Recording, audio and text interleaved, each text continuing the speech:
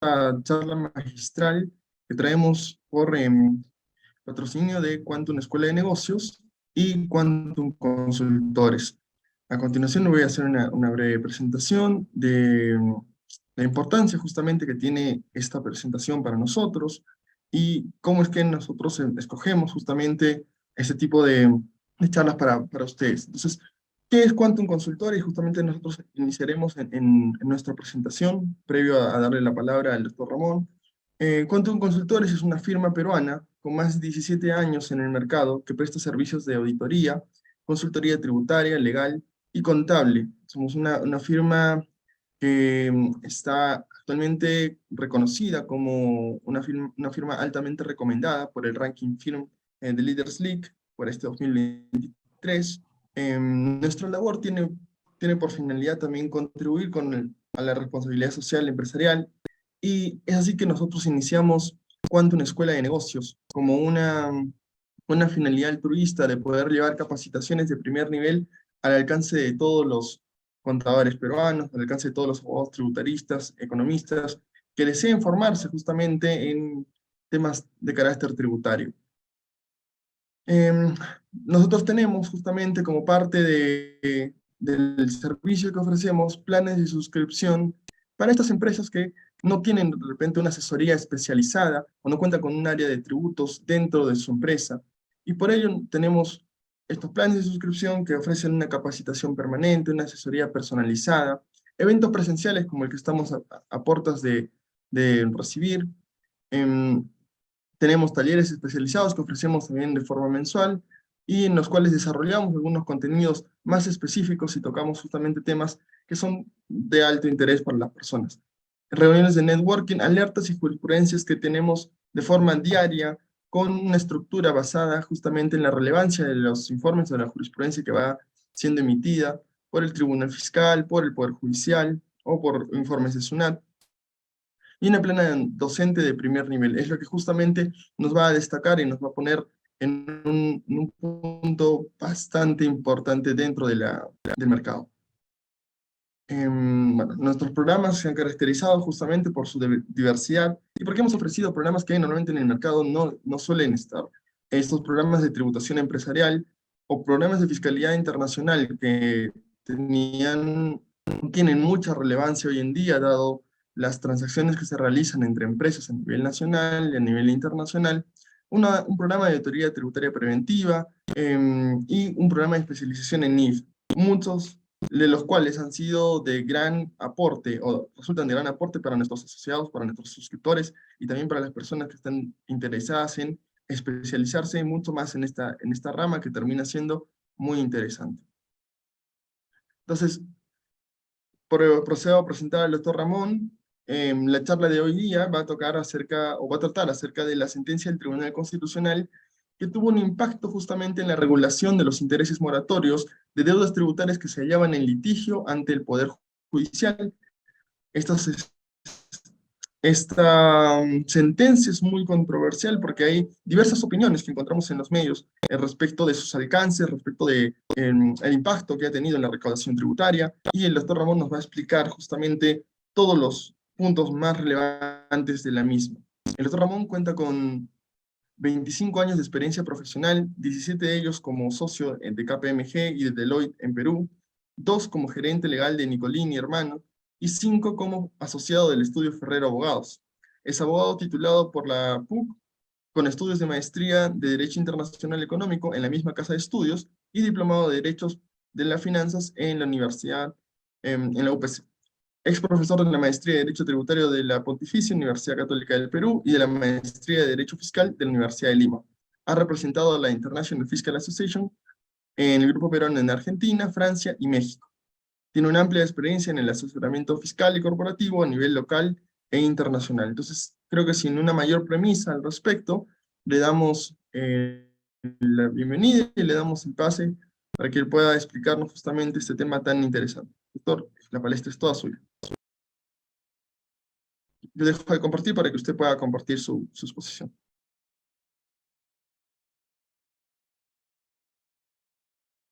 Muchas gracias, Julio, muy gentil.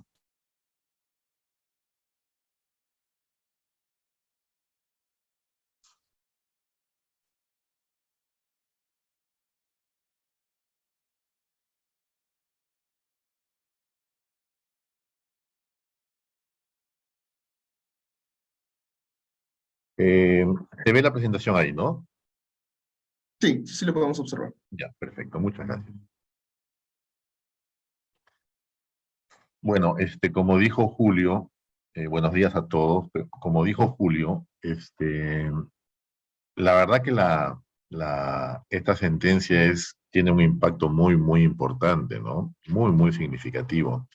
Este, Tiene un impacto muy importante en tema, digamos, de cuantificación de deudas, de potenciales deudas tributarias. Fíjense que estamos hablando de potenciales porque se trata en general, de deudas que están en proceso de impugnación. No son deudas firmes. En consecuencia, cuando eh, se plantean algunos argumentos para decir que el Perú va a perder 12.000 millones de soles a raíz de esta sentencia, en el fondo es una afirmación efectista, ¿no? Es una afirmación efectista porque lo cierto es que son casos que están en proceso de impugnación, que no se sabe todavía quién tiene la razón, si el contribuyente o SUNAT. En consecuencia, decir que eso es una pérdida de recaudación no es exacto, ¿no? Pero no es eso lo más importante, no es eso lo más importante. Yo les quiero en esta charla, eh, digamos, presentar qué cosa dice la resolución, cuál es el antecedente, este, qué cosa es lo que es previsible esperar, cuáles son las consecuencias de esta sentencia. Hay algunas preguntas muy interesantes que había compartido conmigo Julio antes de empezar la charla, unas preguntas realmente muy, muy, muy, muy interesantes. Este, y vamos a ir desarrollando todo esto conforme se va generando esta charla. Fíjense, eh, ¿cuál es el origen de esta sentencia? Esta sentencia versa sobre una acción de amparo. Es una acción de amparo. No es una acción de inconstitucionalidad, que son cosas diferentes. Esta es una acción de amparo. Una empresa siente, siente que hay derechos constitucionales violados y a la, va a las cortes a buscar protección constitucional. Fíjense, es importante el antecedente, no se trata de un caso contencioso administrativo, no, es un caso que tiene como origen una pretensión de tipo constitucional. Es una acción de amparo. ¿Qué cosa planteó esta empresa? Esta empresa dijo que acudía a protección constitucional porque sentía que había vulneración de sus derechos fundamentales a un procedimiento sin dilaciones indebidas. Miren ya, por favor. Los contribuyentes tienen derecho a acudir a procesos impugnatorios, tienen derecho a impugnar y que el procedimiento no sufra dilaciones indebidas. Tiene derecho el contribuyente a formular peticiones y que esa petición sea respondida dentro de los plazos legales establecidos en las leyes. El contribuyente siente que tiene todo el derecho. Doctor Ramón, buenos días. Disculpe, ¿lo Sí. podría poner en modo presentación su material? A ver. Sí. ¿Ahí? Ahora sí, excelente. Muchas Sí. gracias, Ya. doctor Ramón. Ok. El contribuyente siente que tiene todo el derecho a decirle a un juez que se debe proscribir el abuso del derecho y además que tiene todo el derecho a que los tributos se apliquen de una manera que no tengan efectos confiscatorios.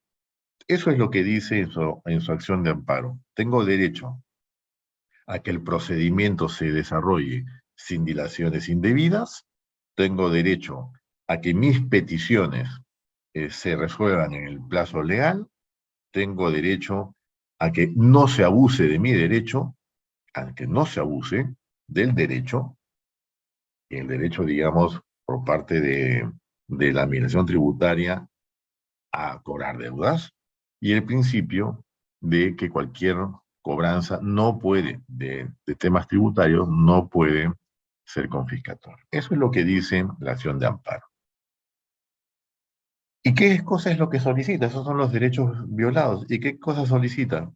Dice lo siguiente: miren, yo tengo procedimientos iniciados, el Tribunal Fiscal se ha demorado 6 años, no ha resuelto, yo tengo el derecho de que no se apliquen intereses moratorios sobre los excesos en los plazos legales. Ese es mi derecho.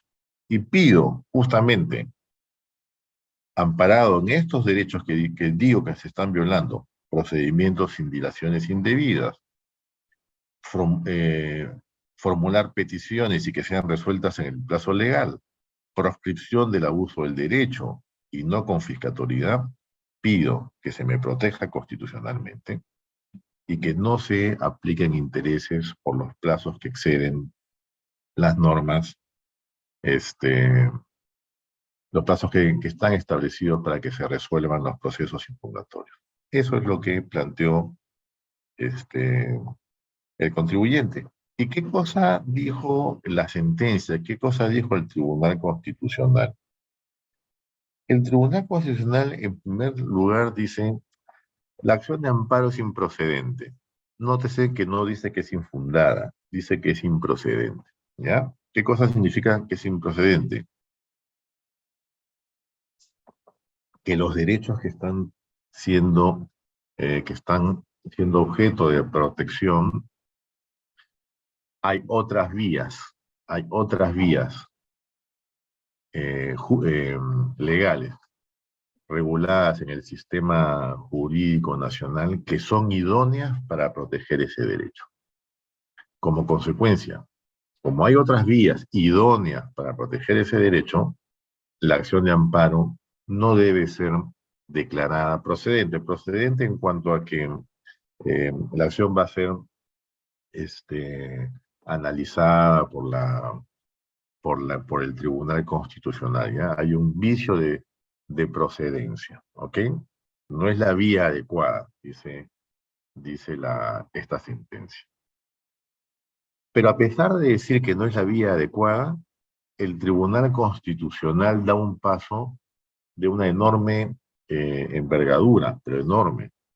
El Tribunal Constitucional dice: a pesar que yo declaro improcedente porque hay otra vía adecuada y usted, señor contribuyente, vaya a buscar la otra vía, y básicamente lo que dice es que la vía es el contencioso administrativo, es decir, ir a un juez normal, no a un juez constitucional, ya a un juez normal para que resuelva el tema.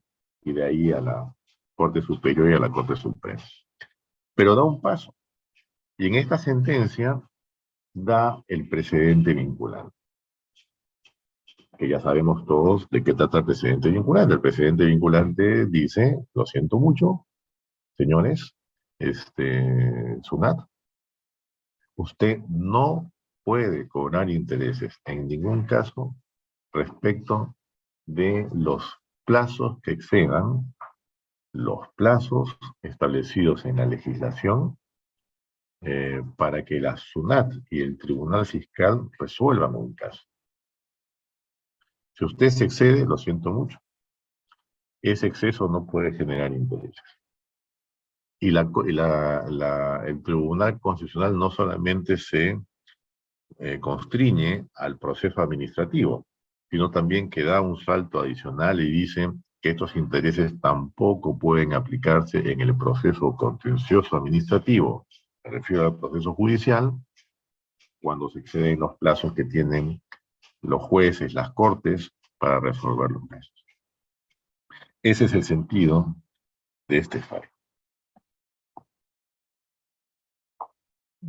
Es de tremendo impacto, es de tremendo impacto. declaró improcedente, ha dicho que no se pueden cobrar estos intereses, ha dado una orden de tipo procesal, ha dicho todas las acciones de amparo que estén hoy día en el Perú, ventilándose sobre esta materia, tienen que ser declaradas improcedentes porque no es la vía adecuada. Pero además de declararse improcedente, da este criterio, que es de observancia obligatoria para todas las autoridades nacionales, la SUNAT, el Tribunal Fiscal, los jueces, todos tienen que respetar que no se pueden cobrar intereses cuando se exceden los plazos legales establecidos en la ley para que los casos sean resueltos. No se pueden cobrar intereses. Inclusive, no se pueden cobrar intereses en vía judicial. Y da una orden para que los jueces, aplicando control difuso, fíjense, el control difuso es una institución por la cual siempre, siempre se tiene que privilegiar la constitución sobre las leyes sobre los reglamentos, etc. Esa es una potestad normalmente reconocida solamente a los jueces, no a los tribunales de tipo administrativo. ¿Okay? Entonces dice esta sentencia que los jueces tienen que aplicar control. Y dice, como las autoridades de SUNAT y Tribunal Fiscal no tienen la facultad de control difuso, dice, están obligados a respetar este criterio difuso. Con eso soluciona el problema de la falta de capacidad de las autoridades administrativas peruanas de aplicar control difuso, porque lo que esta sentencia está estableciendo es un privilegio de la Constitución sobre la ley. ¿Y por qué un privilegio? Privilegio en el sentido de que se debe aplicar la Constitución versus la ley. La ley dice que se deben cobrar intereses. Eso es lo que dice. Y SUNAT o el Tribunal Fiscal tienen que respetar eso. SUNAT o el Tribunal Fiscal no pueden desarrollar conceptos constitucionales para inaplicar una ley. Eso no le está permitido, porque son tribunales administrativos. Justamente ante eso, para evitar la generación de conflictos de tipo constitucional y la violación de derechos constitucionales de los contribuyentes, de los ciudadanos, es que se está estableciendo este precedente. Es muy interesante el precedente. Vamos a ver su contenido, ¿no? Pero todo, digamos, surge en relación a esto. Yo he querido mostrarles en esta lámina los efectos de qué pasa cuando un contribuyente litiga. Miren, y puso un ejemplo muy sencillo, ¿no? Una deuda de 100 que está generada el 31 de diciembre del 2012, es decir, hace 10 años, un poquito más. La base 100, se generan intereses, se resuelve el caso a los 10 años. Por intereses, esta deuda que era 100, hoy día es de 137. Es decir, ha crecido 137%. Eso es lo que ha visto la sala, digamos, del Tribunal Constitucional. El tribunal se ha preguntado, a ver, ¿es razonable? ¿Es acorde a los derechos constitucionales de petición? Miren, fíjense, ¿en qué está amparada esta sentencia, ya? La sentencia es muy buena. La sentencia en el desarrollo que hace de por qué esto es inconstitucional, el cobro de estos intereses, la sentencia es muy buena. Es muy buena. La sentencia tiene algunos puntos que pueden generar conflicto u opiniones que digan que el Tribunal Constitucional se ha excedido un tanto. ¿Ok? Da espacio a eso. Pero si nosotros nos olvidamos de eso y nos concentramos en el contenido de la sentencia es muy, muy buena. Y la sentencia lo que está resguardando es el derecho que tiene un ciudadano o un contribuyente a hacer peticiones al Estado y hacer peticiones que sean resueltas en los plazos establecidos en la ley. Eso es lo que está protegiendo esta sentencia del Tribunal Constitucional. Es muy buena, es muy buena. Fíjense este caso, 137% en 10 años. Miren, les voy a contar una anécdota que es al revés, ¿no? Que es al revés. Teníamos un caso nosotros hace algunos años en el que el contribuyente fue compelido a pagar una deuda que no debía, ¿ok? Pero fue compelido. Entonces el contribuyente la pagó bajo reserva y se defendió. Y el proceso duró muchísimos años, muchísimos años. Pero muchísimos, muchísimos, ¿eh? 20 años, en donde SUNAT decía que no debía devolver. A pesar, fíjense ustedes, miren, a pesar que el contribuyente en amparo había tenido, ¿no?, protección constitucional en última instancia, en el sentido de que no debía esa deuda, no la debía.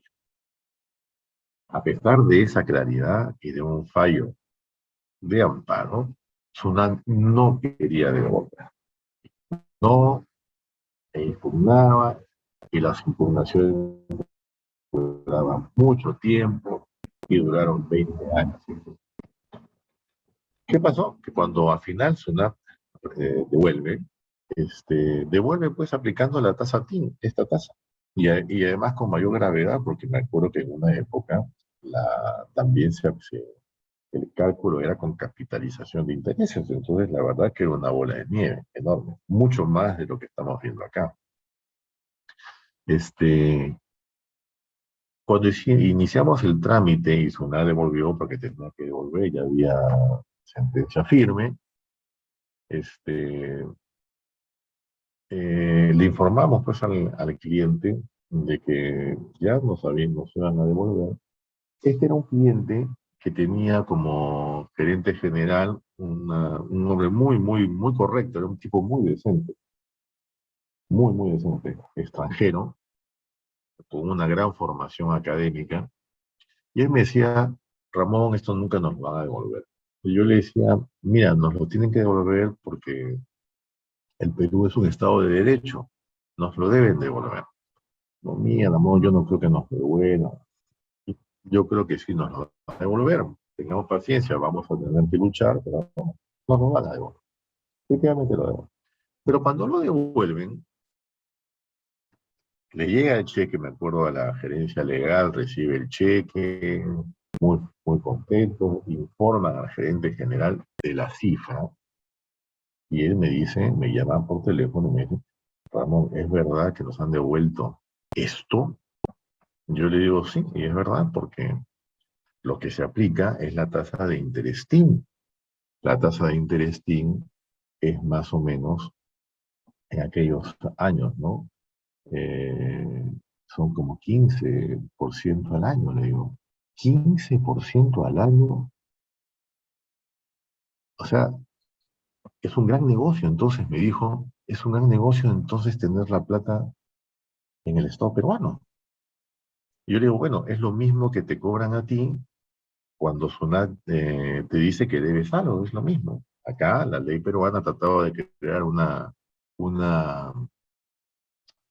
una situación, digamos, simétrica en el sentido de que si cuando tú debes te exigen esta tasa por los intereses, cuando SUNAT te compele a pagar sin razón, también te debe aplicar la misma tasa. Es una tasa alta. Definitivamente le dije yo, en una inflación. Además, en esos años de inflación en el Perú no pasaba de 2 puntos, pero yo tenía un rendimiento, pues sacando la inflación casi de 12 puntos al año. Era fantástico. Ponga usted su plata, pelee con el Estado peruano de evoluciones y va a ganar plata, ¿no? Esa era una situación. Pero es al revés, es lo mismo.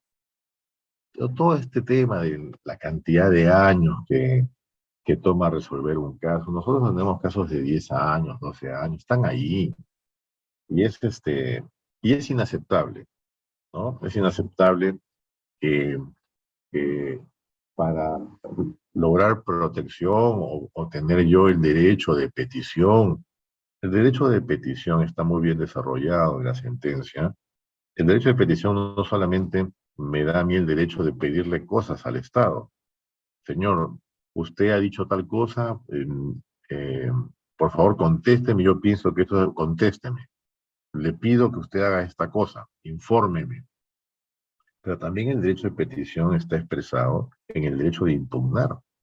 Nosotros, el Perú es un Estado de derecho. Esa es la diferencia entre una dictadura. Los ciudadanos tenemos derecho a decirle al Estado que no estamos de acuerdo con las cosas que hace.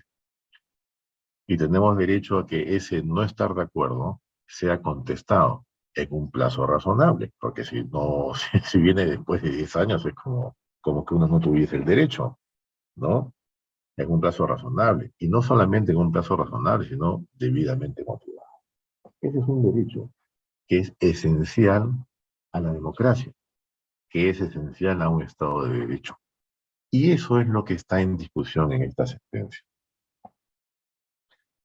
¿Cuáles son los plazos para resolver? Miren, 9 meses en reclamación y 12 meses si es precios de transferencia. Yo estoy en SUNAT tiene que resolver esto en 9 meses o en 12 meses, según la materia. Si voy en apelación son 12 meses.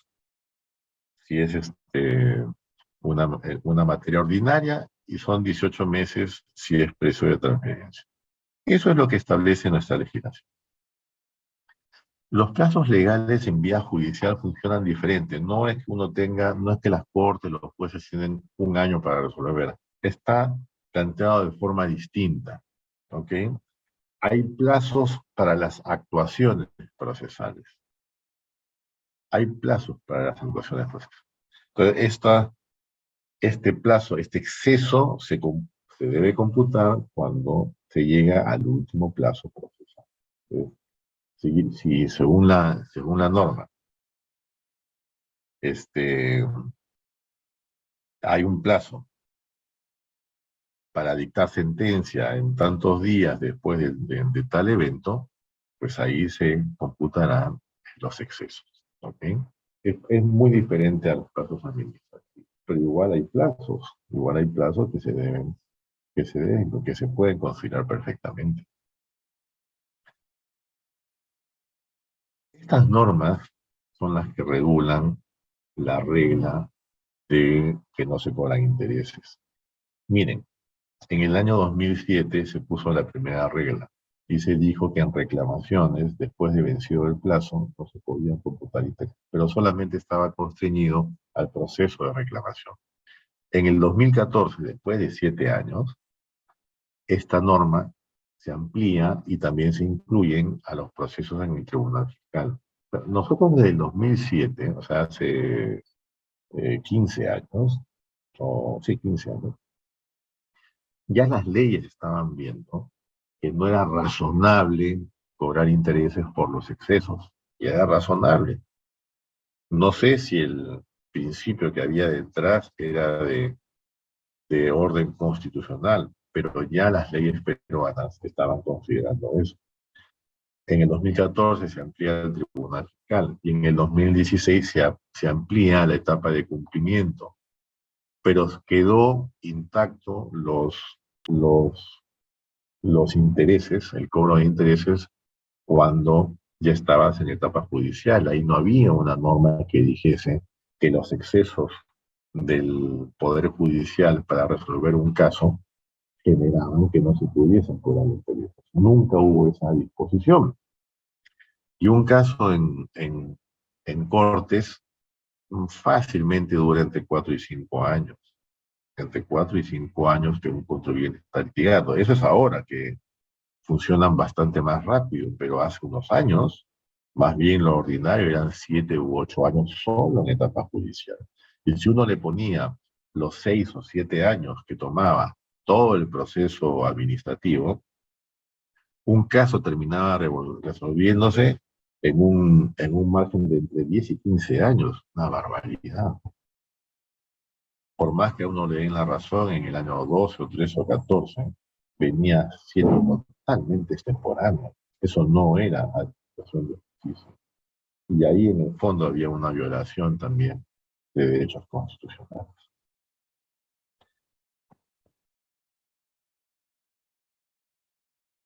Miren, y acá viene todo el tema, ¿ya? Porque esta sentencia del Tribunal Constitucional, eh, SUNAT o el MEF, este, SUNAT ha interpuesto una acción de nulidad. Han pedido la nulidad de la sentencia.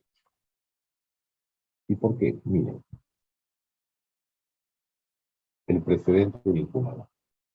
Hay el código, el nuevo Código Procesal Constitucional que regula todas las actuaciones de tipo constitucional, ¿no? Dice lo siguiente: las sentencias del Tribunal Constitucional que adquieren la autoridad de cosa juzgada, y este es un punto bien importante, ¿ya?, constituyen precedente vinculante cuando así lo exprese la sentencia, precisando el extremo de su efecto normativo, formulando la regla jurídica en la que consiste el precedente. Cuando el Tribunal Constitucional resuelva apartándose del precedente, fíjense que también uno se puede apartar, debe expresar los fundamentos de hecho y de derecho que sustentan la sentencia y las razones por las cuales se aparta del precedente. Entonces, ¿qué cosa está diciendo esto? Y esto es un argumento importante que está usando el SUNAT y el MEF. Las sentencias del Tribunal Constitucional que adquieren la autoridad de cosa juzgada constituyen precedente vinculante cuando así lo expresa la sentencia, precisando el extremo de su efecto normativo.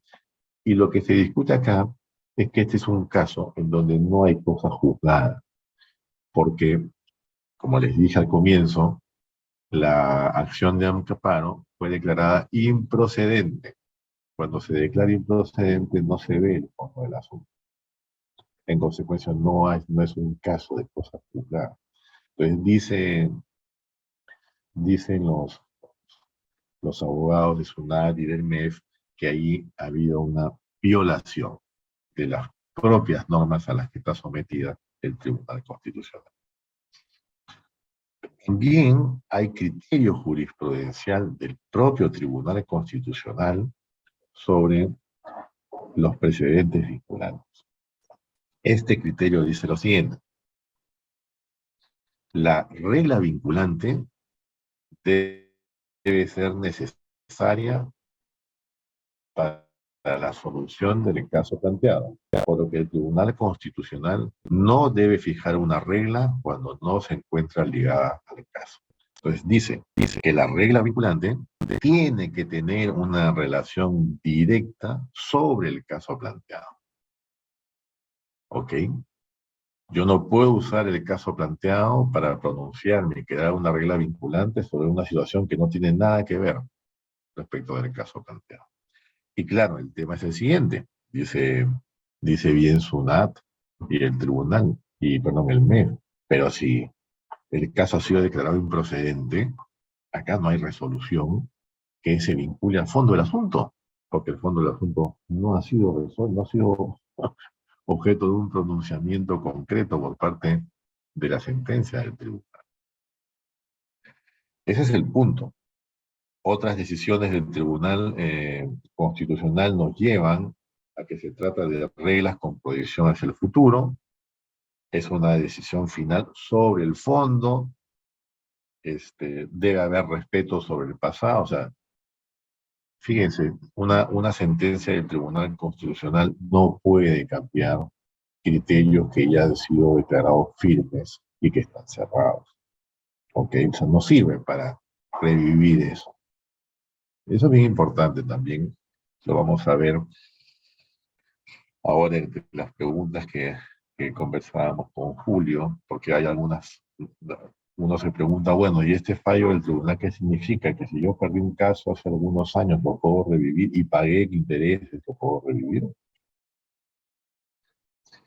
El precedente vinculante emitido por el tribunal como se ajusta a derecho. Y aquí viene, miren, la, lo que ha pasado, ¿no? Este, el debate que ha generado esta sentencia. Yo les he dicho, a mí me parece que la sentencia en cuanto al contenido de por qué es inconstitucional que se cobren intereses cuando se exceden los plazos, es una sentencia muy prolija, muy bien construida desde el punto de vista constitucional. ¿Ya? Muy bien construida. Básicamente, ¿por qué? Porque está en juego este derecho constitucional, que es esencial a la democracia, que es que un ciudadano o un contribuyente tiene el derecho constitucional de hacer peticiones, que estas peticiones sean resueltas en plazos razonables. La ley ha establecido plazos. En consecuencia, esos plazos razonables son los que la ley ha establecido. Pero no solamente es mi derecho a pedir, el derecho de petición, también está dentro del derecho de petición el derecho de impugnar. Y les digo que es esencial a los valores democráticos, es esencial a nuestra Carta Magna. No es cualquier derecho, ni es un derecho de segundo orden. Es un derecho que tiene absoluta relación directa con los valores democráticos de una sociedad que vive en un estado de derecho. Esa justamente es la diferencia entre un estado de derecho y una dictadura. Que un ciudadano tiene el derecho de decirle, no estoy de acuerdo con usted, señor Estado. No estoy de acuerdo. Exijo una explicación. Exijo que usted me dé una respuesta ante esto. Y además exijo que la respuesta que usted me dé sea debidamente motivada, inspirada en los valores de, de la ley nacional. Ese es un derecho absolutamente fundamental. Y en consecuencia, lo que dice el Tribunal Constitucional es, si ese es el derecho que tiene el ciudadano, ¿cómo es posible que el ejercicio de ese derecho genere un costo significativo? Y hemos visto que el costo es significativo. Al mostrarles a ustedes la lámina sobre cómo crece una deuda producto de los intereses, el costo es significativo. Pues, ¿cómo es posible que el ejercicio de un derecho, que debe ser que el Estado tiene la obligación de responder a ese derecho en ciertos plazos, se convierta para el ciudadano que ejerce el derecho en una carga absolutamente onerosa? Y si esto se convierte en una carga absolutamente onerosa, lo que está en juego no solamente es el tema de este derecho a petición, que tiene que ver, como les digo, con lo que es, con la esencia de la democracia, que es la capacidad del ciudadano de decirle no al Estado, obviamente amparado en la ley. Cosa que no hay pues en una dictadura. En una dictadura el ciudadano obedece, punto, no tiene derecho real de impugnar.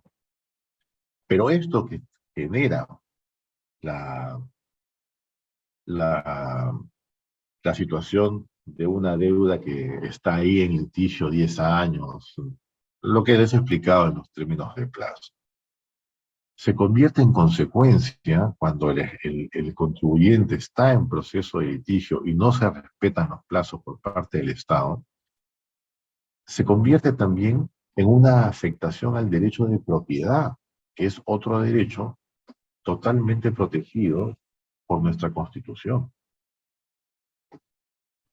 En consecuencia, el fallo del Tribunal Constitucional es absolutamente prolijo en cuanto a su contenido. El contenido del precedente vinculante es absolutamente prolijo. Tiene mucho que ver con lo que es un Estado de Derecho. Muchísimo que ver. Muchísimo que ver. Y bueno, se ha armado un debate, ¿no? El debate básicamente, la posición que ha planteado el Estado tiene que ver con esto que les he dicho. Oye, un momentito, han dicho.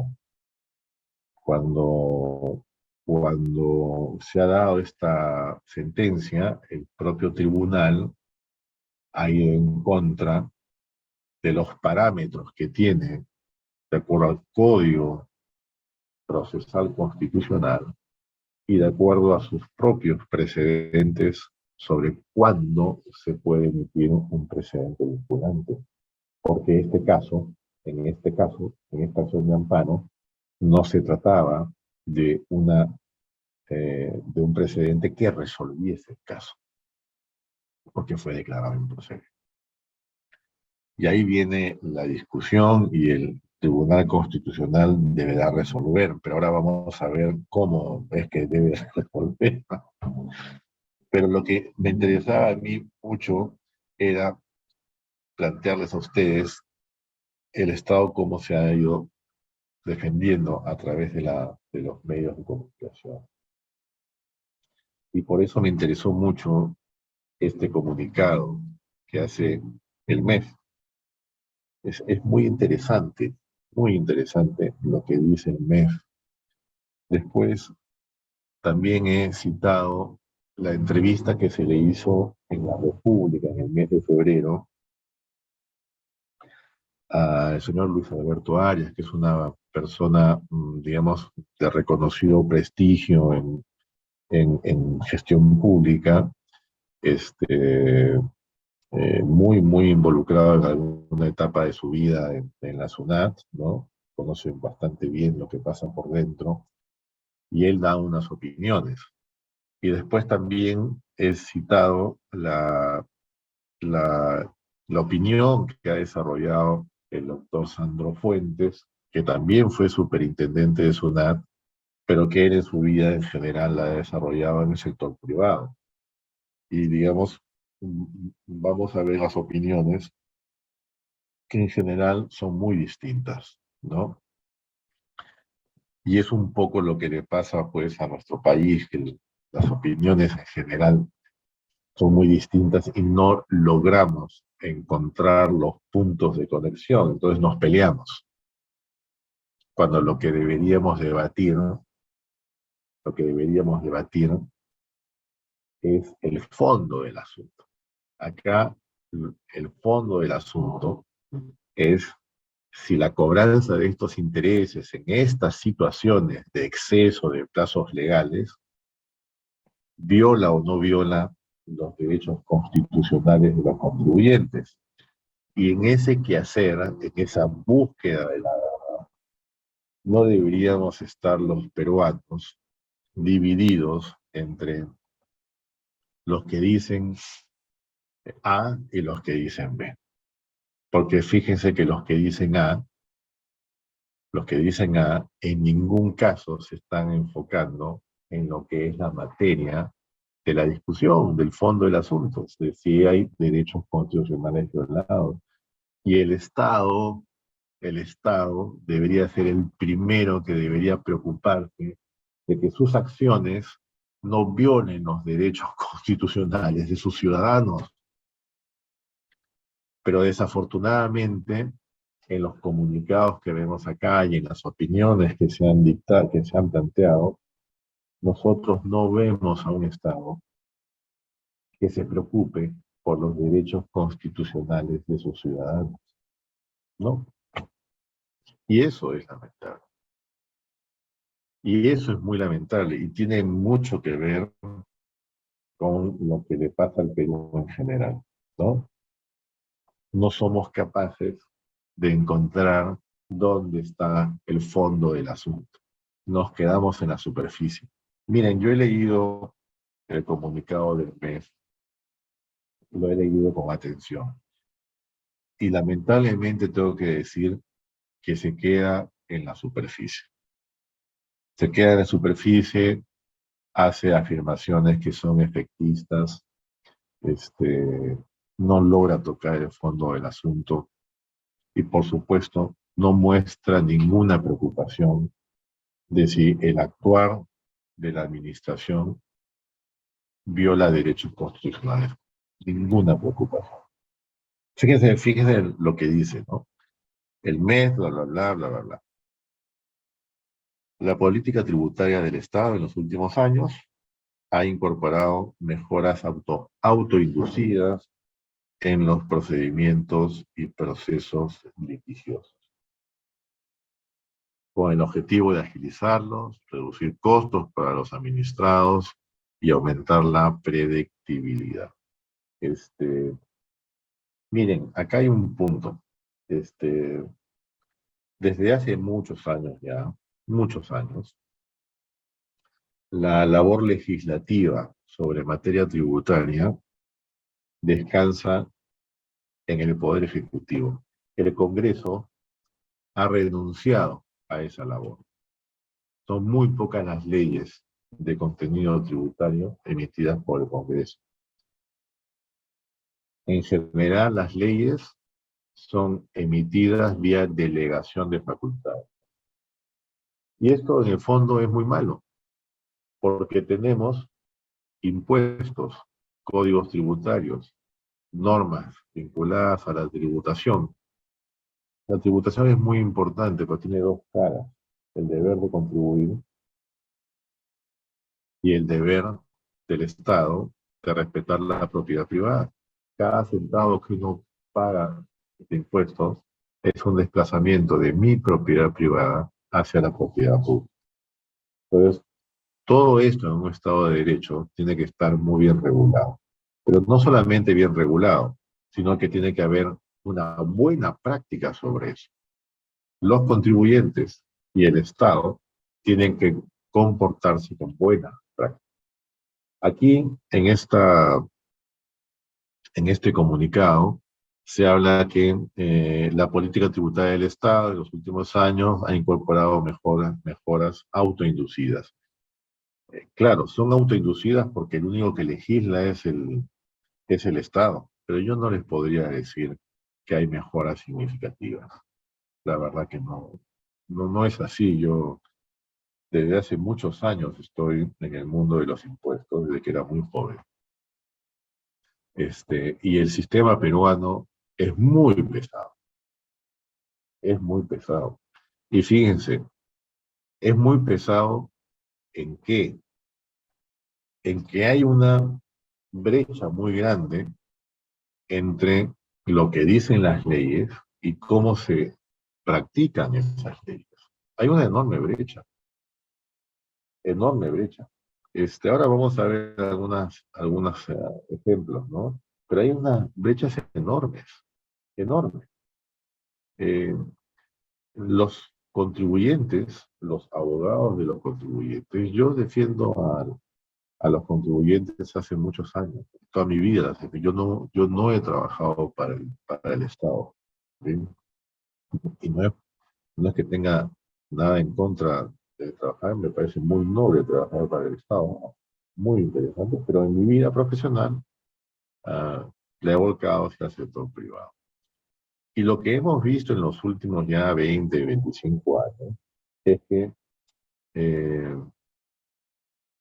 los procesos de fiscalización terminan construyendo deudas no porque se haya generado el hecho imponible. Eso hay que aceptarlo. El hecho imponible no se ha generado. No hay una expresión de riqueza que no se grabó de forma indebida. No son así los casos en el Perú. Los impuestos que los contribuyentes están pagando cuando hay conflicto, cuando hay litigio, la mayoría de los casos son por temas probatorios, porque a SUNAT no le satisfacen las pruebas de contribuyente. No es porque se discutan grandes temas conceptuales. Son porque a SUNAT no le gustan las pruebas. Y ahí tenemos un enorme exceso. Y esta enorme cantidad de procedimientos tributarios que están ahí y que por eso duran años, porque el tribunal fiscal está rebasado. Rebasado. Fíjense, cuando llega un caso a SUNAT, SUNAT lo resuelve dentro de los 9 meses. SUNAT está cumpliendo con el plazo. Pero SUNAT, ¿cómo lo resuelve? Repitiendo lo que dijo fiscalización. Rarísimos los casos en donde uno gana algo en etapa de reclamación. Es una repetición de lo que se hizo en la fiscal. Después vienen los casos así, a montón, al Tribunal Fiscal. El Tribunal Fiscal no tiene capacidad para resolverlos en un año. No, no la tiene. No la tiene. Necesito que hay un perrito acá que está fastidiando. No la tiene. Por eso se genera toda esta situación. Lo que debería hacer realmente el MEF y SUNAT, que son los que legislan en materia tributaria, porque el Congreso ya se olvidó de legislar, es qué hacer para que los procesos de fiscalización sean razonables y que las conclusiones que se lleguen en esos procesos de fiscalización sean razonables, sean acordes a la ley y al espíritu de la ley. Eso es lo que debería cambiar en nuestro país. Bueno, acá en esto se dice que hay una política del Estado que genera de forma autoinducida mejoras. Yo no creo que esto sea real. Fíjense, si realmente hubiese una mejora, un caso que termine en tribunal fiscal favorable al contribuyente, ahí debería quedar. Y SUNAT no debería judicializar el caso. No lo debería judicializar. Pero lo judicializa. Y estamos en procesos que duran 15 años porque SUNAT judicializa casos que no se deberían judicializar. ¿Y por qué no? Porque el Tribunal Fiscal ya es un ente administrativo y además especializado. Pero además, muchos vocales del Tribunal Fiscal son exfuncionarios de SUNAT. Son exfuncionarios de SUNAT. El Tribunal Fiscal, cuando da una opinión, para SUNAT, para el Estado, debería ser suficiente. Y para el contribuyente debería tener derecho a ir a la vía judicial, porque es el ciudadano el que está en el medio. Y el ciudadano tiene derecho a protección judicial. Pero no funciona así. Nosotros tenemos casos que los hemos ganado en el Tribunal Fiscal reiteradamente, y SUNAT los impugna y nos lleva a la vía judicial. Y son casos que técnicamente no hay discusión. Realmente, técnicamente es obvio que uno tiene que ganarlo, pero ahí estamos litigando. Y claro, lo litigamos ante el Poder Judicial, y yo pregunto, ¿los señores magistrados de nuestro Poder Judicial son gente experta en tributación? No son gente experta en tributación. No son expertos. Pero tienen que resolver casos para expertos, porque lo que sí hay que reconocer es que la materia tributaria es materia compleja y especializada. Entonces, ¿qué cosa tenemos? Que SUNAT da charlas a los señores magistrados y ya tenemos magistrados con sesgo, porque están invadidos de la forma como SUNAT ve el tema impositivo.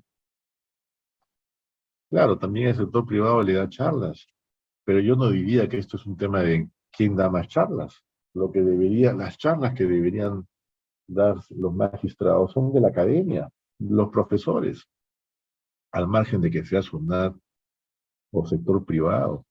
Yo no tengo duda que si SUNAT plantea charlas a los jueces, va a tener sesgo. No tengo ninguna duda. Eso tiene que ir a la academia.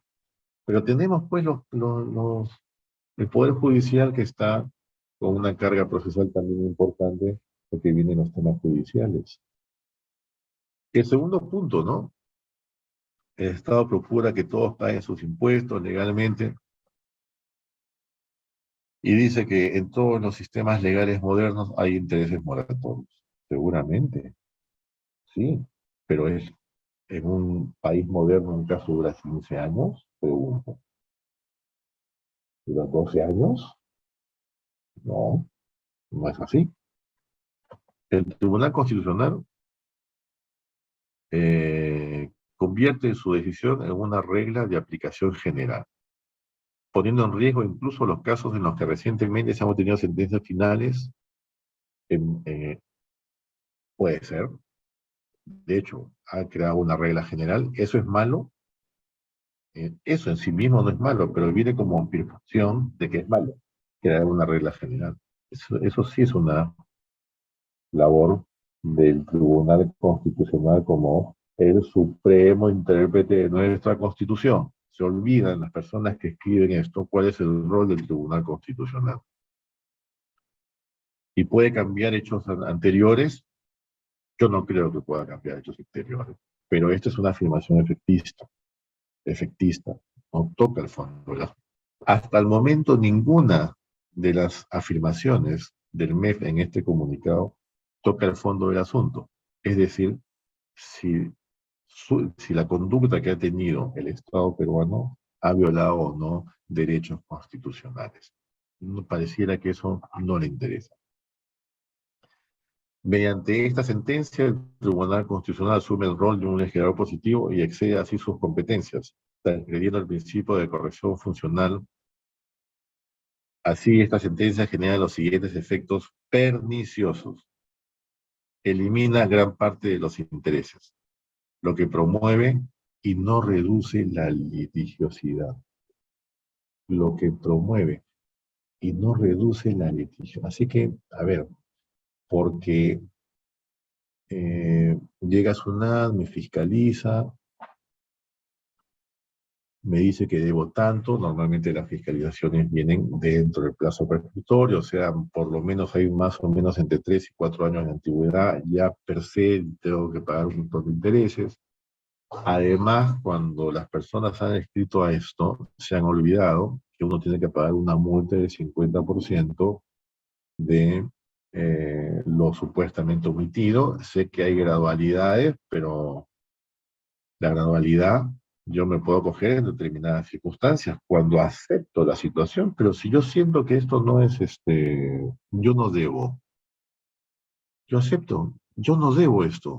Tengo derecho a impugnar, tengo derecho a decir al Estado, oye, yo no debo esto, señor, mire usted esto, mire usted lo otro, mire usted lo otro.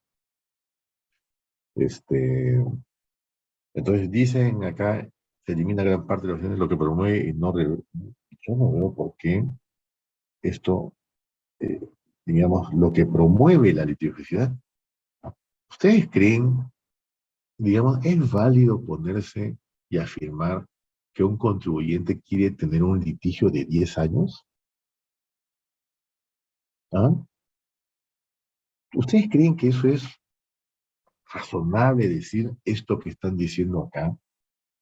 Que los contribuyentes se, se sientan en la mesa del directorio o con la gerencia y dicen, política de la compañía, vamos a litigar. Todo lo que venga se litiga, porque así, dentro de unos años, como se van a demorar 10 o 12 años, voy a pagar un poco menos. ¿Creen que eso es real decir eso? O más bien las empresas se sienten hartas de tener que litigar porque a SUNAT no le gustó esta prueba, la considera insuficiente, o considera que las cosas que hace la compañía no son técnicamente bien construidas. Porque yo también tengo casos en donde la SUNAT, un caso, por ejemplo, de derivados financieros, temas muy complejos, ¿no?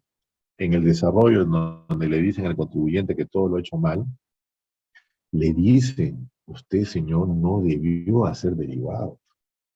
Usted debió hacer otro derivado porque el derivado que usted hizo le generó pérdida. Dios mío, Dios mío, ¿ah? Dios mío, una persona, digamos, que no tiene la formación para hablar de derivados, termina diciendo, dándole instrucciones a los que sí saben de derivados sobre cómo hacerlo. ¿Ah? Esta es una afirmación absolutamente inexacta. Y después la siguiente, ¿no? Va en contra de la política tributaria desarrollada por lo menos los últimos 30 años. Y eso es algo, digamos, significativo. Yo debo renunciar a la concesión de un derecho constitucional porque va en contra de la política del MEF. ¿Qué afirmación es esa? Esta sentencia genera en la práctica una amnistía. Quienes no pagarán la compensación del Estado por el pago oportuno, penalizando a los buenos contribuyentes que sí pagaron. Se genera un trato discriminatorio en el juicio de los buenos contribuyentes. Es un mal contribuyente el que cumple con sus obligaciones, etcétera, viene su área y dice, mira, a mí no me parece que este gasto sea deducible porque estas pruebas que tú has mostrado a mí no me gustan. O sabes qué cosa, mira, yo creo que tú no eres un buen contribuyente porque piensas que el tratamiento de este concepto es así, y yo pienso diferente, entonces tú eres un mal contribuyente. Miren los mensajes que hay detrás de este comunicado. Miren los mensajes. Nosotros tenemos un Estado de Derecho. Y en este Estado de Derecho, el derecho de petición y de impugnación es un derecho constitucional. Es un derecho que marca la esencia de la democracia de un país. Y aquí en este comunicado nadie está pensando, ni siquiera acercándose a eso, cuando eso es lo que se ha discutido en la sentencia del Tribunal Constitucional. ¿Qué cosa podemos hacer con un mensaje de nuestro Ministerio de Economía y Finanzas? Así, ¿qué podemos hacer con este mensaje? Llorar, absolutamente, llorar por la poca empatía, por el poco desarrollo constitucional que tienen las personas que trabajan en la gestión pública. Las personas que trabajan en la gestión pública deberían ser gente muy vinculada a la Constitución, porque ellos son la gestión pública. Y las constituciones, en el fondo, lo que hacen, y ustedes, muy poca la gente ha dicho esto, y esto es así, en una facultad de Derecho, a uno le enseñan esto. ¿Por qué se requiere constitución en los países? ¿Por qué? Porque el poder del Estado frente al ciudadano es enorme. El poder del Estado frente a un ciudadano es enorme. ¿Y por qué se requiere una constitución? Porque se tiene que limitar ese poder. Si no, los ciudadanos se vuelven en esclavos. Por eso es. Entonces, las personas que están en la gestión pública, cuando se manda este comunicado, algo tienen que sentir sobre los derechos constitucionales que establece nuestra Constitución. Y nada parece importarle a las personas que han hecho este comunicado. Yo leo estas cosas. Según estimaciones de la SUNAT, la sentencia genera un costo fiscal de 12.000 millones. Pero usted se ha preguntado si el costo fiscal de los 12.000 millones viola derechos constitucionales. ¿Le importa eso a usted, señor May? ¿O es válido que a un ciudadano peruano los violen por 12.000 millones? Eso es válido. Esto es una afirmación totalmente efectista, pues. Claro, uno dice 12.000 millones, no, eso es mucho. Sí, seguramente es mucho. Pero la pregunta que uno se tiene que hacer antes es, ¿y tiene derecho el Estado peruano a cobrar eso? Desde dentro de nuestro marco constitucional, ¿tiene derecho? No, la respuesta es no, no tiene derecho. Lo ha dicho el Tribunal Constitucional. Ya más bien dicho, no tiene derecho. Y entonces, ¿no debería más bien en un comunicado, en vez de decir, perdónenme a los que les he cobrado por mis ineficiencias, discúlpennos, yo he hecho las leyes y nunca he reparado en esto? Recién en el 2007 es la primera vez que repara en esto y después faltan 7 años para darse cuenta que el Tribunal Fiscal también tenía que estar sometido y no se atrevió a dar el salto en la vía judicial a pesar de que SUNAT impugna con frecuencia fallos importantes. No, no lo pensó. Dios mío. Debido a los efectos perniciosos, el sector ha presentado, bla, bla, bla, espera, ta, ta, ta. Dice, en fin, la verdad que el comunicado es absolutamente decepcionante y es todo lo contrario a lo que ha debido decir el MEF. El MEF ha debido decir, señores contribuyentes, señores ciudadanos del país, hemos recibido una sentencia del Tribunal Constitucional. Esta sentencia se enfoca en la protección de derechos constitucionales. Como Estado peruano lamentamos si en la gestión del Estado se han violado derechos constitucionales. Es nuestro deber no hacerlo. Acataremos lo dicho por el Tribunal Constitucional. Impulsaremos las modificaciones legislativas que se puedan impulsar para que esto no vuelva a ocurrir. Eso sería una grandeza fantástica, pero estamos pues absolutamente lejos de encontrar en nuestro país gestos de este tipo de grandeza. Es muy triste. Nos quedan 20 minutos. Después he citado al señor Luis Alberto Arias. Miren las deudas. Estas son las deudas que él citó. Algunas personas me han dicho que no son exactas. No tengo yo el detalle de la información, ¿no? Pero de hecho son en todas, pues son grandes empresas peruanas que trabajan en el Perú, ¿no? Entonces acá dice que se van a perder 12.000 millones de soles. Yo de estas empresas conozco varios casos, y yo sé que las empresas no deben esto. Lo que se discute en estos casos, algunos casos conceptuales tirados de los pelos, y en otros casos es puro tema probatorio, que el sentido común me dice, solamente por sentido común no se han debido hacer este tipo de acotaciones. Miren, ahí por ejemplo en Telefónica, ¿ya? En Telefónica se discuten el tema de la provisión de cobranza dudosa y se discute el tema de los intereses de los créditos tomados por Telefónica. Estos son años del 2002, 2003, si no me equivoco. Miren, recuerdo mucho eh, un caso, digamos, de flagrancia, ¿no? No son deducibles los intereses de préstamos cuando yo no demuestro la causalidad del préstamo. Muy bien. Entonces viene SUNAT y le pide al cliente, le pide al contribuyente, demuéstrame que usted ha utilizado estos préstamos en operaciones grabadas. Entonces, el contribuyente dice, bueno, pero esto ha sido hace algunos años, es bien difícil, eh, hacer trazabilidad del dinero es muy, muy difícil.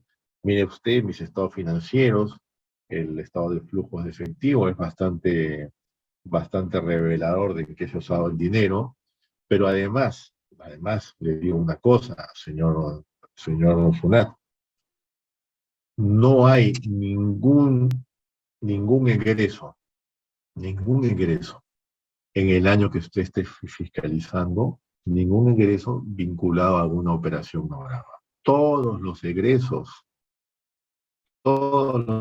están vinculados a la actividad de la empresa. Usted en su fiscalización, por favor, identifique si hay algún egreso que haya implicado alguna operación no grabada. Por favor, hágalo. No. Porque fíjese, si a mí lo que me dicen es que los préstamos tengo que acreditar a que han sido destinados, pero yo tengo todas mis operaciones grabadas y no tengo ninguna erogación vinculada a algo que no esté grabado, ¿cuál es la consecuencia? Que he pedido el préstamo y que se ha utilizado pues en eso. Es obvio. Bueno, pero eso no es obvio pues para a veces para los funcionarios de SUNAT. Entonces uno termina con esto, con la obligación de trazar dinero, que es una labor espantosa. Ninguna disposición contable en el mundo a un contador o a una compañía, en bolsa, no en bolsa, chica, grande o pequeña, la obliga a trazar el dinero.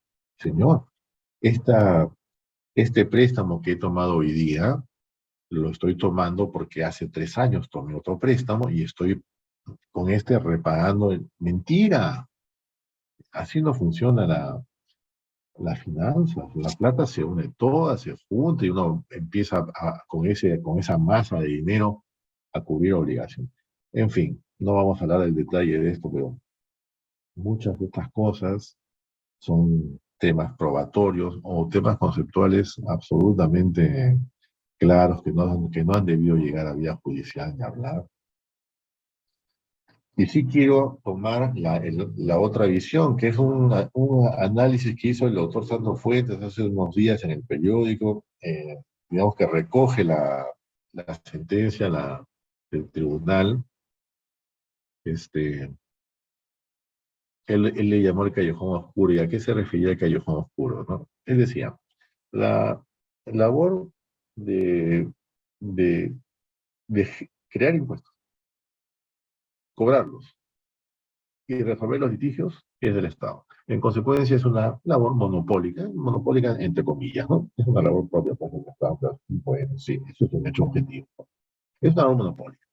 En consecuencia, si esta labor es monopólica, algunos derechos tiene que tener el contribuyente, ¿no? Como el derecho pues, establecido en la Constitución de impugnar, esperar una respuesta debidamente motivada, pero además esperar una respuesta en plazos razonables. Eso es parte del debido proceso, de los derechos, digamos, de lo que está detrás del derecho de petición. Entonces, el autor Fuentes dice, la resolución, la sentencia es absolutamente prolija, absolutamente prolija. No me pueden a mí pedir que por el ejercicio de un derecho yo termine pagando un montón de dinero producto de la negligencia del Estado. Y acá viene un punto muy importante. Esto es producto de la negligencia del Estado, que teniendo plazos para resolver no los respeta.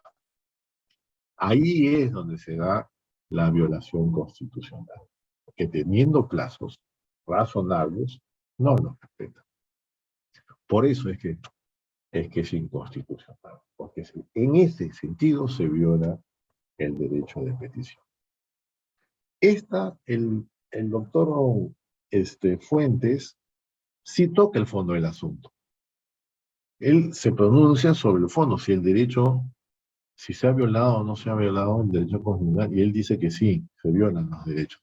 Pero cuando el MEF lanza su comunicado, desafortunadamente ni cerca, ni lo roza el tema que es materia de esa sentencia, si hay o no violación de derechos constitucionales, y termina haciendo unas afirmaciones que la verdad son absolutamente decepcionantes de lo que uno espera de las personas que están en la gestión pública.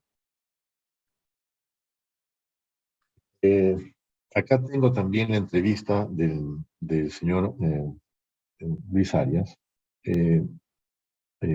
Ya estamos muy cortos de tiempo y quería pasar a resolver algunas preguntas que están hechas. Me gustaría hacerlo. Hay unas afirmaciones, miren, yo la verdad, no sé, miren qué materia tributaria ha desconocido el Tribunal Constitucional. El fallo consiste básicamente en condonar intereses en cantidad de permitidos que no sean cobrados durante determinado plazo. Lo que es más grave, o sea, es grave que si se excede el plazo, el tribunal diga que no se deben de cobrar. No le hace nada que un contribuyente esté ejerciendo un derecho y teniendo el Estado responsabilidad sobre los plazos, no lo respete, no le hace nada. Pero dice que es más grave aún, que no se podrán cobrar intereses una vez que la deuda llega a etapa de ejecución ante el Poder Judicial. Eso no es cierto, sí se pueden cobrar, pero también si hay excesos no se pueden cobrar. Dice, en lugar de disminuir el Tribunal Constitucional, incentiva prácticas como la ilusión y evasión. Digo, ¿qué afirmación? ¿Qué afirmación? ¿Qué afirmación, Dios mío? No se puede hacer una afirmación así, no tiene nada que ver esta norma con la ilusión o con la evasión. Nada, nada. La verdad es absolutamente desproporcionada la afirmación, ¿no? Y después en la segunda habla de un desequilibrio en la cancha, porque dice que ahora todo el mundo va a querer litigar, nadie quiere litigar, y con esta norma tampoco, con esta disposición tampoco se va a querer litigar, por favor. ¿Cómo se le puede ocurrir a alguno, a algún sinvergüenza que vive en el mundo de la sinvergüencería, que saca ventajas indebidas, pero las empresas serias, formales, nadie quiere litigar? ¿Ustedes, ustedes creen que para los jefes de impuestos de una compañía, digamos, de un estándar alto, ustedes creen que este encargado de impuestos, gerente de impuestos, el propio CFO, el gerente financiero, ustedes creen que está feliz de decirle a su directorio, a su gerencia general, ha terminado el proceso de fiscalización y nos han acotado 80 millones de soles? ¿Ustedes creen que alguien quiere eso? ¿Ah? ¿Alguien quiere litigar? ¿Y ustedes creen que este gerente financiero, cuando tiene que explicarle al directorio lo que ha pasado, va muy suelto de huesos y le dice, pero no se preocupe, litigamos y ganamos? ¿Ustedes creen que eso es así? ¿O es todo lo contrario? Yo no quiero litigar, yo no quiero tener problemas con SUNAT, tenemos procedimientos, protocolos serios para que se paguen los impuestos como corresponde. ¿Puedo tener una divergencia con SUNAT? Sí, la puedo tener. Esperemos que la divergencia sea razonable y iremos a un litigio si pensamos distinto. Espero que no sea irrazonable. Lamentablemente muchas son irrazonables. No, por favor. En fin, hay más. Pero Sunat ha dicho, vamos a saltar esta parte porque ya nos queda muy poquito. Sunat ha dicho eh, que no está de acuerdo con esta sentencia, ha pedido una unanimidad con el MEF, porque eh, el caso es una acción de amparo que se declara procedente. No es un caso en donde se resuelva el fondo del asunto, no es un caso que genere cosas juzgadas. ¿Ya? Esa es la visión. Se puede declarar la nulidad. Eso es lo que está pidiendo SUNAT. Pero se puede declarar la nulidad lo que dice el artículo 121 del Código Procesal Constitucional. Contra las sentencias del Tribunal Constitucional no cabe impugnación alguna. En el plazo de 2 días, a contar desde su notificación, el tribunal de oficio o instancia de parte puede aclarar un concepto o subsanar cualquier error material o omisión. Pero no es posible impugnar. Si me pueden pedir una aclaración y puedo aclarar, si puedo corregir un error material. ¿Qué ha pasado en la vida real? Si han habido nulidades, y están acá algunas, pero fíjense, las nulidades que han habido no son sobre el tema de, en el fondo, el sentido del fallo, son sobre temas más de índole procesal.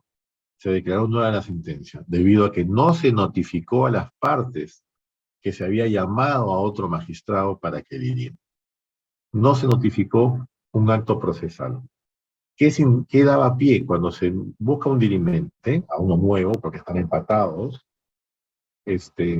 A ese dirimente el contribuyente o el que acude en una acción constitucional tiene derecho a hacerle unos alegatos, de explicarle y hacerle un informe oral. Entonces, como en este proceso hubo esa falla procesal importante, ante el petitorio se declaró la nulidad para que se emita una sentencia con subsanándose esta falla. En la siguiente es algo muy parecido.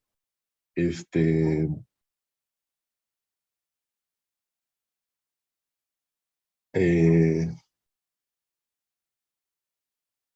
Esta, por ejemplo, el tribunal inicialmente declaró improcedente la demanda por supuestamente no haber recibido una información solicitada al demandante. Es decir, oiga, se le está pidiendo esto y usted no lo entrega, lo siento mucho.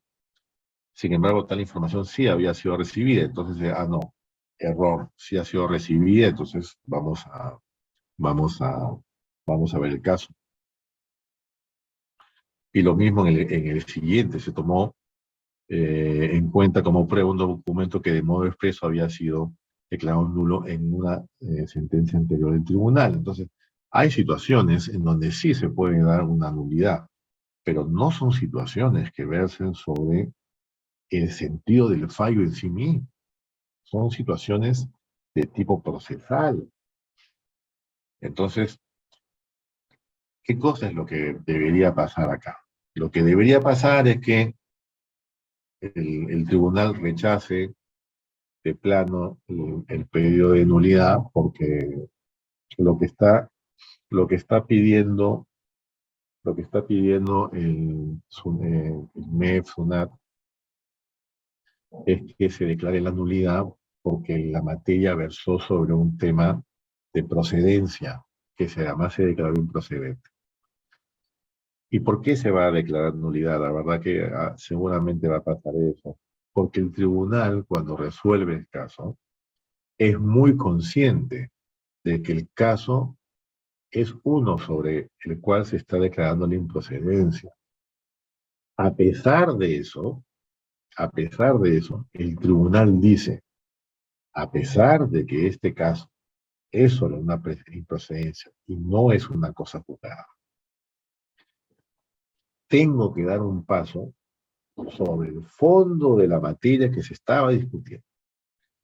Porque tengo que dar ese paso porque me es muy importante, como supremo intérprete de la Constitución, que se proteja el derecho constitucional que estaba invocado en esta sentencia, para que esta protección efectivamente sea eficaz a nivel administrativo y sea eficaz a nivel judicial. No existe un riesgo marcado respecto del Poder Judicial, porque tienen derecho al control difuso, pero sí existe un riesgo muy grande de desprotección constitucional en el caso de la vía administrativa, porque ni SUNAT ni el Tribunal Fiscal tienen derecho al control difuso. Entonces, yo voy a establecer este precedente, porque tenemos que proteger el derecho constitucional.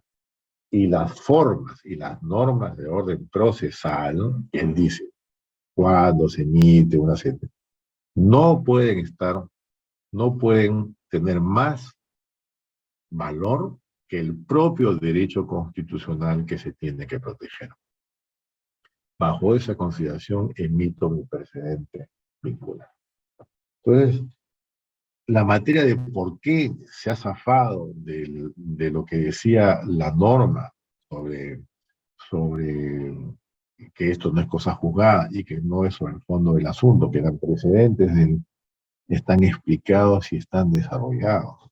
Entonces, la nulidad por ahí definitivamente no va a ir, pues, no va a ir. La nulidad tendría que ir por alguna otra cosa, como esos casitos, que faltó un documento y el tribunal pensó que lo tenía y no lo tenía.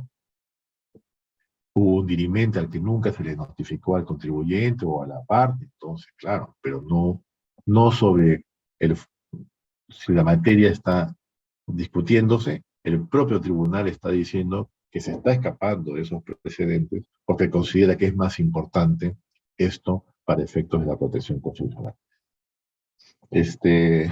Julio, yo ya terminé.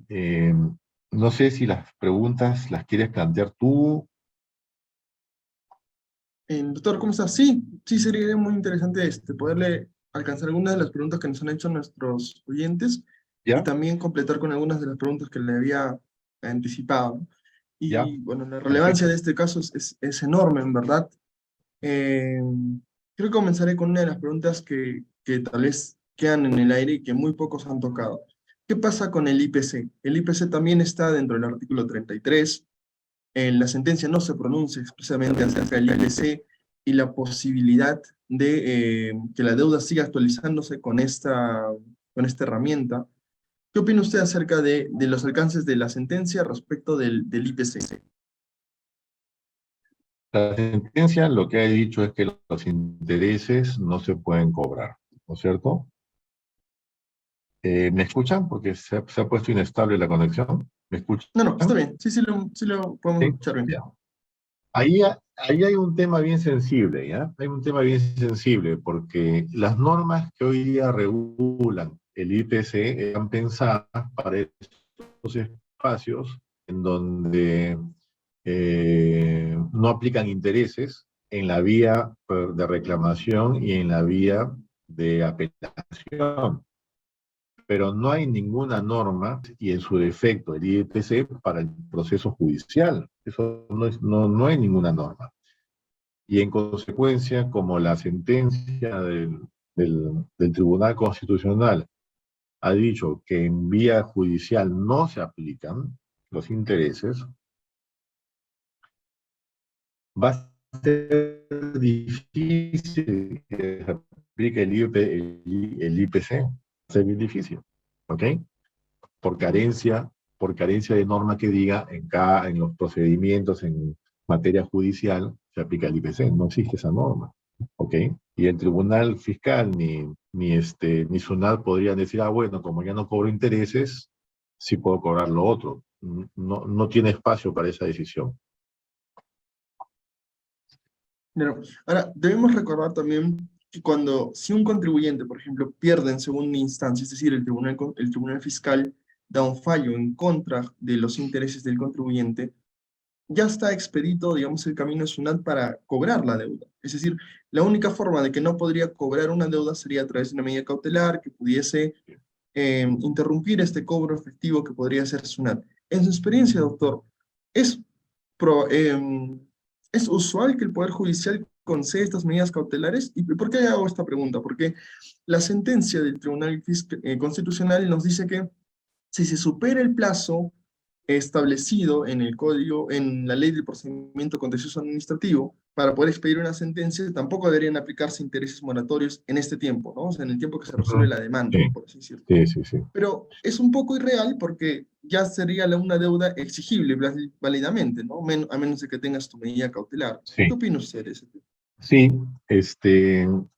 lo usual cuando uno va al Poder Judicial, lo usual es que termine pagando la deuda, porque muy pocos jueces, en muy pocos casos, dan medida cautelar.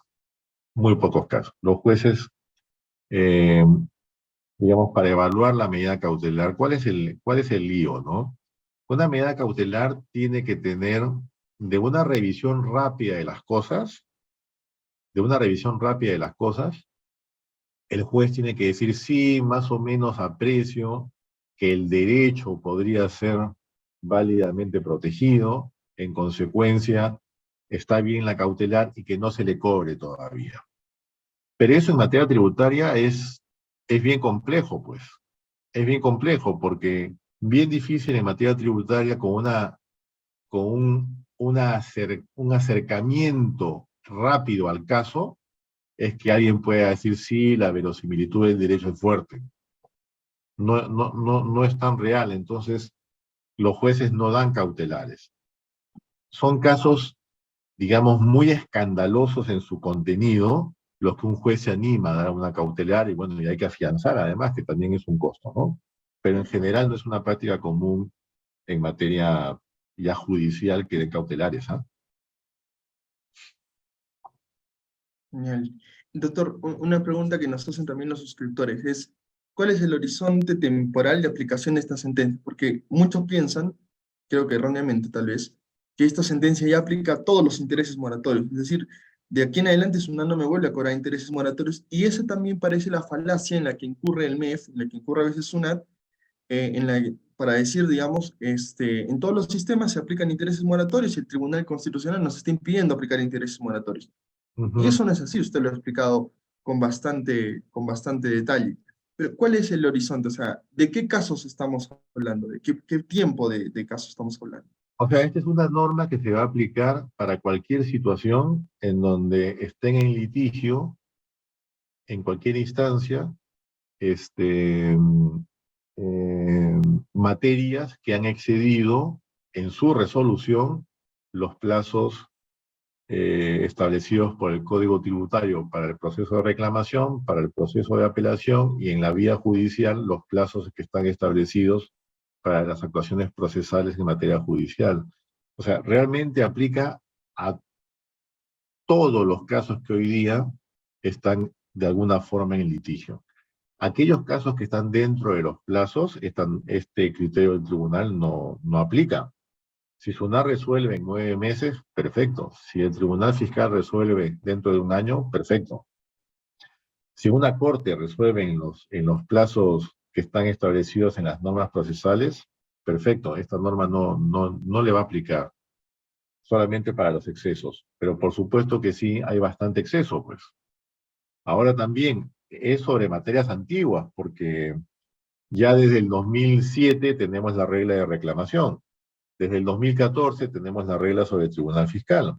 Y en el 2016 tenemos la regla sobre procesos de incumplimiento. Entonces también es una norma que naturalmente tiene alcance para procesos que son muy viejos o para procesos nuevos que estén en vía judicial, porque en vía judicial normalmente los jueces exceden los plazos. ¿Ya? Listo, genial. Muchas gracias, doctor. Un par de preguntas más de repente para no extender demasiado esta interesantísima charla. ¿Vamos a tener necesidad de solicitar al juez esta inaplicación? Y ahí también venía una de las preguntas que le decía, ¿no? O sea, a ver, el Poder Judicial es un ente autónomo, es un poder del Estado, igual que el Tribunal Sí. Constitucional. Sin embargo, el Tribunal Constitucional establece una regla sustancial que debe ser observada por el Poder Judicial, ¿no? Incluso esta regla de este silencio administrativo negativo respecto de si esperas más del plazo para poder resolver tu apelación, puedes irte Sí. directamente al tribunal entendiendo Sí. denegado tu pedido y demás. Entonces, si yo en un momento estoy litigando el fondo de una cuestión en el Poder Judicial, pero no pedí la inaplicación de intereses moratorios, ¿el Poder Judicial de mutuo propio lo debe hacer?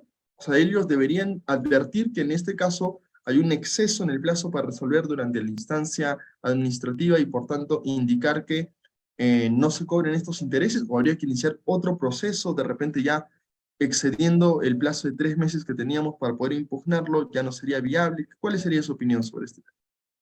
Ahí hay un tema medio delicado procesalmente, ¿ya? Hay un tema delicado procesalmente, porque los jueces tienen, digamos, limitaciones naturales. Y la limitación natural es que la materia sobre la que el juez se debe pronunciar es la materia que está en controversia, la que las partes han puesto en controversia, pero además también el juez está obligado a limitarse al petitorio, ¿ok? Entonces, si en un caso no se ha dicho nada sobre este problema constitucional de los intereses, para el juez es un tema pronunciarse sobre eso en virtud de estas restricciones, ¿ok? Pero también hay algo que es cierto, que esta sentencia del tribunal sí le está diciendo a los jueces, le está ordenando que hagan control difuso, que hagan control difuso. Vamos a ver, Julio, cómo se desarrolla la conducta de los jueces, ¿ya? Porque un juez podría decir, está bien, yo voy a hacer control difuso, pero si es que me lo han pedido oportunamente al momento en que se construyó la demanda. Porque si no me lo han pedido y los argumentos vienen por otro lado, yo estaría haciendo una extrapetita. Me estaría yendo más allá de lo que me han pedido, que también es un tema procesal de una infracción judicial. Vamos a ver qué pasa en la jurisprudencia, a ver cómo se desarrolla esto, porque lo que está muy claro es que lo que quiere la sentencia del Tribunal Constitucional es que esto se aplique. Se aplique porque siente que hay violación de derechos constitucionales, ¿no? Sí, sí, sí, es cierto. Y ya para terminar, doctor, bueno, dos preguntas para poder terminar. Una, si esto podría resultar aplicable a otra entidad que no sea una, o sea, una multa, digamos, que podría devenir de otra institución pública, si este criterio también podría ser semejante, podría ser similar para estos casos. Y la última estaría referida con cómo recuperar estos importes, porque tenemos un plazo prescriptorio justamente que no va a permitir de alguna forma que todos los importes sean recuperados. O sea, hay un plazo de 4 años desde que se paga para poder Sí, recuperar esta deuda y una interpretación que no utiliza normalmente el tribunal, que es desde el momento en que ésta deviene en indebida, ¿no? Desde el momento en que un pago deviene en sí, indebido, sí, sí, que sí. normalmente no se utiliza ni en SUNAT ni en el Tribunal Fiscal. Ellos consideran la fecha de pago y de ahí cuentan, digamos, los 4 años desde el Sí. 1 de enero del año siguiente. Eh, ¿Qué oportunidad tiene este contribuyente, tienen los contribuyentes de recuperar estas deudas? ¿Cuál sería la recomendación para ellos? A ver, yo creo lo siguiente, ¿ya? Y también es un tema mío sensible. Si el pago se ha efectuado y el caso ya está cerrado, es decir, el caso ha quedado firme con la acción del pago o porque producto de una última sentencia se pagó y ahí quedó, también hay precedentes, digamos, del Tribunal Constitucional sobre los efectos de sus sentencias en el sentido de que se tiene que respetar la intangibilidad de la cosa juzgada precedente, ¿ok? Entonces, si el caso ya está cerrado y está firme, yo creo que no se puede pedir devolución. Ese es mi pensamiento. Si el caso todavía está abierto, pero yo he pagado, pero todavía está abierto, yo ahí sí tengo el derecho de decir un momentito, voy a aplicar esta sentencia y yo he pagado, no sé, 2 millones. Yo no debo pagar 2 millones, yo debo pagar 1.500.000, devuélvame. Yo creo que ahí sí puedo usar este criterio, pero no sobre casos que ya han sido declarados firmes. Creo que eso sería un desorden muy grande e iría contra otro principio constitucional que es el de la seguridad jurídica también. ¿Ya? Esa Gracias, era, no doctor. sé, ¿había otra Sí, ya pregunta? Me bueno, parece. la otra pregunta estaba Sí. referida a si había otra entidad del Estado, digamos, OEF o Sinermit. Ah, ¿Qué tal si miren, es que ellos también tenían sí, una multa es relacionada? No lo sé si se podía mismo, aplicar al este final es criterio lo similar. mismo. Lo que ha dicho el tribunal, digamos, lo que está diciendo el tribunal es, oye, a nadie en este país se le puede obligar a pagar intereses por haber ejercido un derecho si es que el derecho de petición no ha sido respondido en el plazo razonable. Y el plazo razonable es el que establece la ley, ¿no? Entonces yo creo que en cualquier situación equivalente, un ciudadano va a poder decir un momentito, pero ya no me cobres más intereses porque tú te has demorado 7 años en resolver mi petitorio. Creo que es lo mismo. En materia tributaria hay un ingrediente adicional, ¿no? Que es el principio constitucional de no confiscatoriedad, ¿ya? Y por supuesto, la deuda tributaria también se puede convertir en confiscatoria si es excesiva, etcétera, etcétera. Entonces, hay un ingrediente adicional. Pero creo que sin considerar ese ingrediente, es tan importante el derecho de petición y es tan importante lo que ha dicho el Tribunal Constitucional, que las personas tienen derecho a que las cosas sean resueltas en plazo razonable y que ese exceso no puede generar un costo que haga, que haga absolutamente oneroso ejercer el derecho. Creo que ese es un principio que se puede aplicar en cualquier caso. Quiero contestar también, Julio. Hay varias preguntas, pero no voy a poder contestarlas todas, pero tengo una frente a mí. ¿Cuánto es el tiempo razonable? Bueno, yo creo que el tiempo razonable, si SUNAT puso un año para las apelaciones y tantos meses, A mí me suena que eso es razonable. Lo que no debemos permitir, ahí viene el tema que creo que es de fondo, es que la actuación de la autoridad tributaria no nos puede llenar de resoluciones de determinación que no son razonables. Allí hay un deber que tiene SUNAT de ser ponderada cuando discute una materia. No puede ser pues que las cosas tengan que estar probadas 100%. Cuando yo tengo que acreditar situaciones sobre hechos sobre años anteriores, lo que debería prevalecer es el sentido razonable de las cosas, no una prueba al 100%. Yo no necesariamente tengo pruebas al 100% de todo, pero sí puedo tener indicios más que razonables de que un gasto efectivamente se ha incurrido y de que es causal. Hay una mejora que tiene que hacer significativa, SUNAT, en qué pasa en los procesos de fiscalización, y eso haría que la carga procesal sea mucho menor. También debería cambiarse esta regla de que SUNAT puede ir a judicializar los casos. Si ya tenemos el Tribunal Fiscal encargado de esto, ¿por qué exceder esto? O en todo caso que sea absolutamente excepcional el derecho de ir en vía judicial, ¿no? Y después acá hay una pregunta adicional, con esto terminamos, amigos, y podría recomendarse los mecanismos alternativos de solución de conflictos en materia administrativa para minimizar el tiempo y reducir los costos a largo plazo de ambas partes. Eh, Creo que es un poco lo mismo, ¿no? Yo creo que el proceso de fiscalización debería tener otra razonabilidad. Cuando SUNAT fiscaliza, debería estar inspirada en qué cosa está fiscalizando, qué es un impuesto. Un impuesto tiene que gravar expresiones de riqueza. Un impuesto en sí mismo no debe grabar porque me falta una prueba. No debería. Tendría que ser muy flagrante. Señor, usted tiene un gasto deducible. Sí, muy bien. Por favor, acredíteme. No tiene ninguna prueba, ninguna. Bueno, señor, no tiene ninguna prueba. Ya más que voy a hacer, le voy a tener que decir que usted debe esto. Pero sí tengo pruebas. Y las pruebas en conjunto razonablemente me dicen que el gasto es causal y es deducible. Ya, señor, suficiente. Pero esa razonabilidad no la encontramos, pues. Que es un poco lo que ha escrito el MEF en ese comunicado que hemos leído juntos, en donde, desde mi punto de vista, dice todo lo que no debe decir.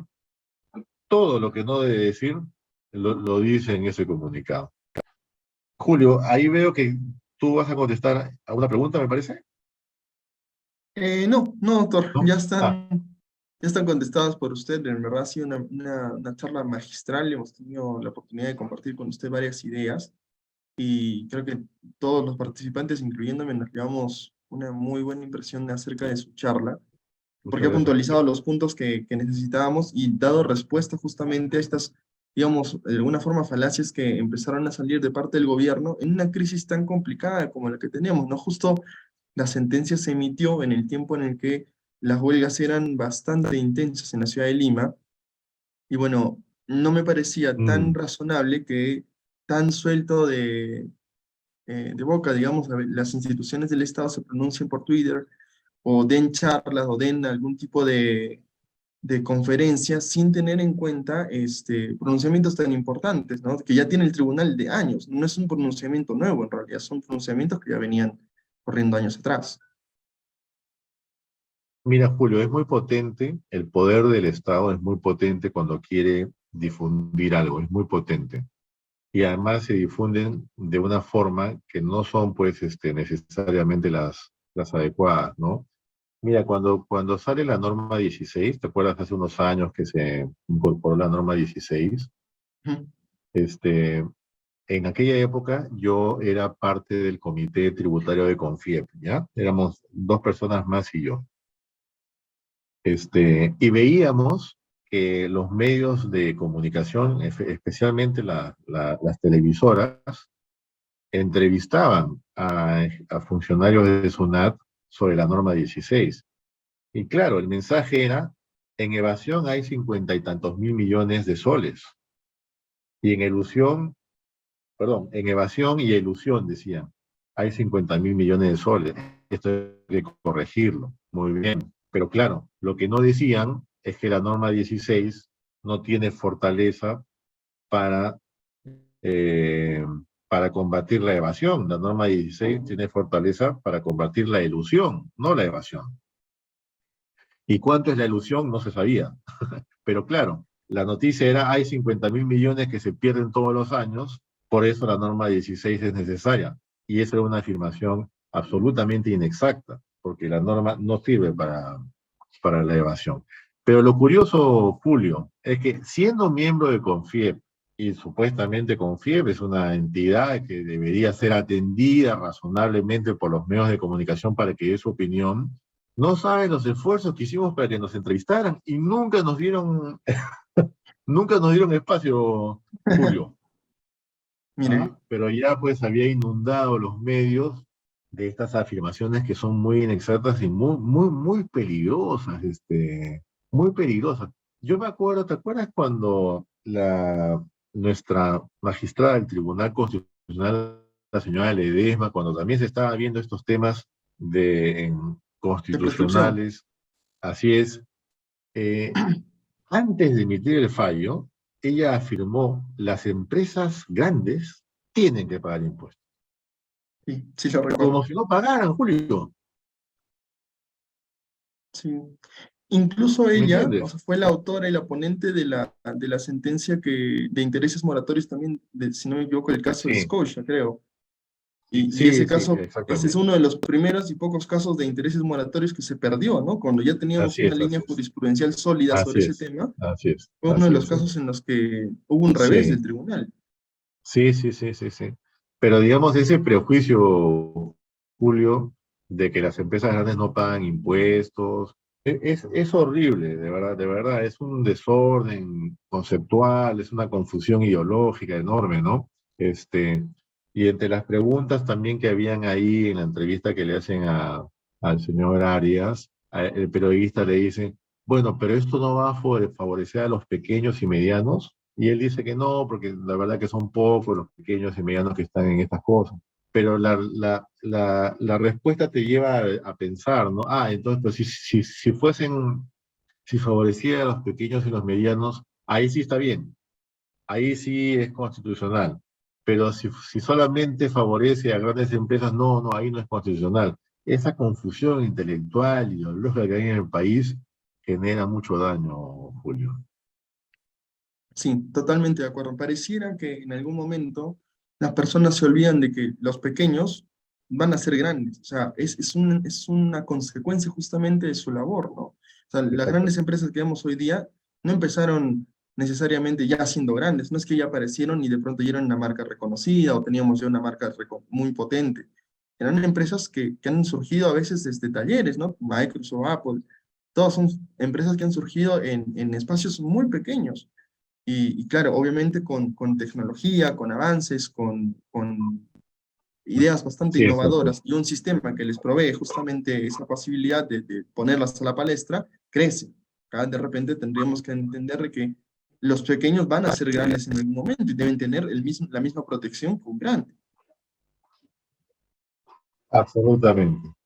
Todos por igual con los mismos derechos, Julio, como manda un Estado de Derecho, ¿no? Un Estado de Derecho es eso. Todos tenemos los mismos derechos.